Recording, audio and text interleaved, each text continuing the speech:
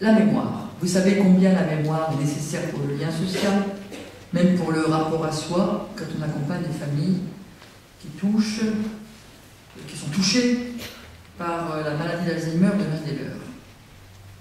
La mémoire, c'est notre avenir, et c'est notre présent, c'est notre passé, et l'avenir se trace avec le passé et le présent.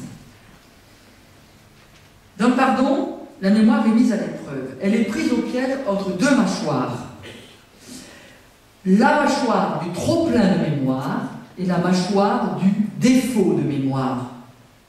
Alors à chacun de voir comment il fonctionne, s'il est rapidement en trop-plein ou rapidement en défaut. Le trop-plein de mémoire, de ma faute, de celle de l'autre, ça provoque quoi? Ça provoque le torticolis sur le passé, et on sait qu'un torticolis, ça fait mal au cervical. Donc ça provoque une douleur intime. Ça provoque un ressassement, parfois obsessionnel. Jamais je n'oublierai ce que tu m'as fait. Et même si je ne dis pas cette phrase, à la première fois que l'allumette va griffer la cicatrice, le feu va se réallumer et je vais m'entendre dire « Je t'ai déjà dit ». Il y a déjà 10 ans, il y a déjà 4 ans, il y a déjà hier, il y a déjà ce matin, je t'ai déjà dit, tu me fais mal là, je ne peux plus. Bon. On arrive donc dans une mémoire dite vive. Et c'est l'obsessionnel, c'est une mémoire cancérigène, une mémoire mortifère. Si je suis victime, vous allez entendre cela, et peut-être vous le vivez comme ça parfois, il peut m'arriver de penser que ma mémoire et mon avenir, elle est le lieu qui va me permettre de me battre. C'est ce qu'on dit beaucoup de rescapés des camps. Ils ont dit, battons-nous, il y va de notre futur. Gardons mémoire. Alors, depuis, on a gardé une autre mémoire, nous, mais on n'a pas vécu ça. Eux et certains ont voulu garder une mémoire vive. La mémoire, c'est mon salut. Et je reprends toujours Jean Kélévitch, que j'ai un peu travaillé. Il dit, mais il faut bien qu'on sache que la mémoire vive, c'est le nom rusé qu'on donne à la rancune. Vous avez peut-être connu par la télévision Miguel Ángel Estrella, ce pianiste argentin qui a été torturé dans un camp de la mort. En fait, il est sorti, torturé dans son corps, entre autres par une femme qui, avec son sexe, ses talons marchaient sur son sexe et marchait sur ses mains de pianiste pour les lui enfoncer. Et Miguel Ángel Estrella raconte que quand il est rentré, il a eu besoin, pendant 3 jours et 3 nuits, chiffre 3, de raconter sans cesse ce drame, son drame. Alors au bout de 3 jours, un de ses amis lui a dit « Miguel, fais attention, si tu tombes dans l'autocompassion, tu ne pourras pas t'en sortir. Alors à partir de maintenant, tu vides ton sac une fois, et une bonne fois, et c'est fini. » Et le pianiste a écrit un texte où il dit « Je ne veux pas que la haine vienne rouiller ma vie. » Et du coup, il a pris le choix contraire. C'est la raison pour laquelle je refuse d'écrire mes mémoires. Parfois, certains écrivent leur mémoire pour passer d'une mémoire vive à un autre type de mémoire. C'est son choix. Alors, on lui dit une fois, une bonne fois. Vous accompagnez des gens qui souvent sont en ressassement et qui ont besoin de raconter. Pas des jours et des nuits parce que vous n'êtes pas là longtemps. Alors, quand on dit une fois, une bonne fois, plein et c'est fini, ça ne veut pas dire une fois. Ça veut dire, tu ne répètes pas ce que tu as déjà dit, complète ton récit. Aider à compléter le récit, à avancer avec infinie douceur. On verra tout à l'heure que faire d'un récit. Comment accompagner un récit. Comment nous-mêmes, nous faire à nous-mêmes un récit de nos blessures. En créant avec l'art, avec du papier, avec... qu'en faire, quoi. Pour que ce soit une fois, une bonne fois, offert, donné, abandonné. Chaque fois, je ferai un détour anthropologique et un détour parole de Dieu. Je prends la parole de Dieu. On pense à la femme adultère amenée à Jésus. Jésus dessine un cercle parce qu'effectivement les gars qui se sont mis autour d'elle, pas plus brillants qu'elle d'ailleurs, sur ce plan-là, ils l'ont encerclée. Et Jésus dessine ce cercle, et à un moment, il vient ouvrir ce cercle de la mémoire vive de sa faute, de son péché, et de la mémoire vive de sa culpabilité, de sa honte, et il lui dit un petit mot, c'est le mot plus, qui vient montrer qu'il faut qu'elle sorte de la mémoire vive. Ne pêche plus. C'est pas ne pêche pas, c'est ne pêche plus. Ça veut dire garde mémoire que tu as péché. Et garde mémoire que je t'ouvre le cercle, va. C'est pas ne pêche pas, c'est ne pêche plus. Garde mémoire. Parce que le plus, c'est j'ai pas faim, j'ai plus faim, c'est pas pareil. Hein. J'ai plus faim, ça veut dire j'avais faim. Bon, quand je n'ai pas faim, je sais pas que j'ai eu faim avant.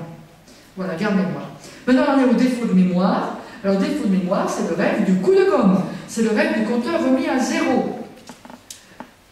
Pour dire vite, il y a un texte que vous pourrez lire qui est un peu rigolo, page 37, si vous lisez acheter le bouquin, je ne fais pas d'action dessus, qui s'appelle Tournons la page. C'est l'histoire d'un couple qui est dans un lit. Le soir, on connaît ça un peu, bon, je pense, bon, c'est arrivé, ça, de fuir la chaleur du corps de l'autre et de se tourner recto verso, chacun de son côté. Et voilà, puis il y en a un, c'est souvent une, qui tend son pied pour que l'autre se rappelle qu'il y a quelque chose qui ne va pas avant de se coucher, qu'on ne doit pas laisser gangréner avant de se coucher. Et puis soit les deux pieds se rejoignent, se font un petit câlin, et puis hop, on repart chacun de son côté, parce qu'on est quand même fâchés encore. Ou alors, on reste comme ça en recto verso. Mais, ce qui est sûr, c'est que le lendemain, si on n'a pas fait ce petit rapprochement, qu'est-ce qui va se passer? Il va se passer que, quand on vous dira le lapin est bon, il fait beau aujourd'hui, veux-tu qu'on aille se promener, il y aura encore la boule dans la gorge. Ça, c'est le rêve de l'un des deux du compteur remis à zéro. La parole de Dieu, elle nous rappelle, toute l'histoire biblique nous rappelle le devoir de mémoire. Tu raconteras, tu continueras à raconter. Souviens-toi, souviens-toi, souviens-toi. En patrimoine, les Juifs ont reçu ce « souviens-toi de ce que Dieu a fait pour son peuple ». Parce que pour se libérer, pour se souvenir de la libération, il faut se souvenir du péché.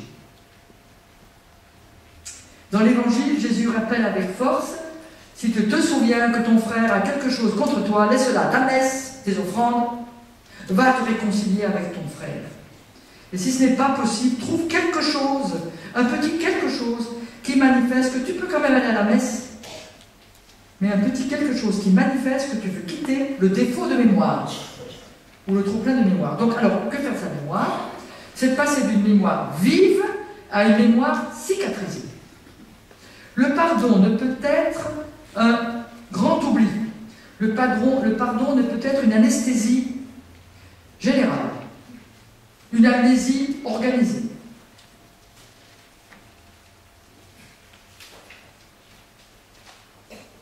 Faire un travail de mémoire, c'est un acte pour refuser de perdre mon identité. D'ailleurs, je suis obligée de redonner sens jusqu'au bout à ce que j'ai mal fait ou à ce que j'ai subi et de le réentendre. Parce que si je ne peux pas réentendre le mal que j'ai fait, je ne peux pas même reconnaître en moi-même le bien que je peux faire. Et si je ne peux pas réentendre le mal qu'il ou qu'elle m'a fait, je ne pourrai jamais voir le bien qu'il ou qu'elle est encore capable de faire. C'est fuir mon identité et l'identité de l'autre. Jacques Sommel, qui a écrit un magnifique livre sur le pardon et comme témoignage de rescapé d'Auschwitz, dit « Le devoir de mémoire nous situe au carrefour de la violence et de la dignité de l'homme. » Alors, après on va dire, mais pourquoi ai-je fait ça? Pourquoi a-t-il fait ça? Pourquoi a-t-il dit ça? Eh bien, la réponse, c'est qu'il y a une seule chose que Dieu ne sait pas faire, c'est faire que les choses n'aient jamais été faites ou n'aient jamais été dites. Et ça nous ramène à la phrase de saint Paul. Hein? Hannah Arendt nous dit, devant cette capacité abyssale du mal qui est en chacun de nous et dans l'autre, il nous faut donc, avec la mémoire cicatrisée, croire à la rédemption. La rédemption est possible dans la situation d'irréversibilité dans laquelle on ne peut défaire ce qui a été fait. Alors, comment arriver à une mémoire cicatrisée? C'est le récit. La narration, c'est le langage de la cicatrisation. Et pour cela, il faut tenter de faire un récit selon deux points de vue. Enfin, c'est mon truc à moi, excusez-moi, je dis il faut, non. Il me semble que. De faire un récit selon deux points de vue, déjà pour moi-même. Ce soir, je vais écrire ce qu'il ou qu'elle m'a fait. Ma sidération face à ce qui est arrivé. Ma douleur. Un psaume, mon psaume, ma colère.